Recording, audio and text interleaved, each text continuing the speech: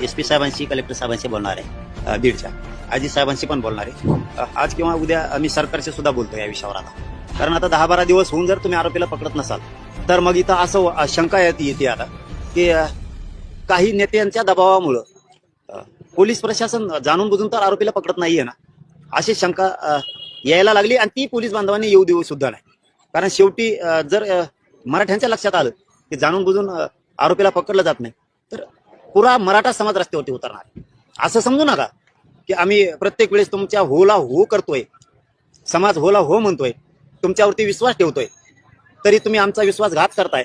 आणि असं वारंवार मग आता आम्ही लई दिवस वाट बघणार नाही, नाविलाजानं मग आम्हाला रस्त्यावर उतरावं लागेल. हे पोलीस प्रशासनानं आणि मुख्यमंत्र्यांनी लक्षात ठेवणं गरजेचं असतील. नुसते एकच नाही, मग त्याच्यात कुणी पण असू दे, नेते फेते कोणी पण असू दे, त्या चौकशीमध्ये जे जे आढळून येणार आहेत त्या सगळ्यांवरती तातडीनं कारवाई करून तुम्हाला त्यांना अटक करून कायमचं जेलमध्ये डांबावं लागणार आहे. जर एकदा मराठ्यांचा संयम सुटला किंवा पोलीस प्रशासनावर, सरकारवर असलेला विश्वास एकदा जर ढळला तर मराठे मात्र 100% रस्त्यावरती येणार आहेत. आणि तुम्हाला जाहीरपणानं सांगतो, जर मुख्यमंत्र्यांनी यांनी लक्ष घालून त्या कुटुंबाला न्याय देण्यासाठी आरोपींना जर लवकरच अटक नाही केलं तर त्या कुटुंबाचं मॅटर आपण कधीच जगू देणार नाही. कारण तो आमचा पण भाऊ आहे, सुट्टी नाही.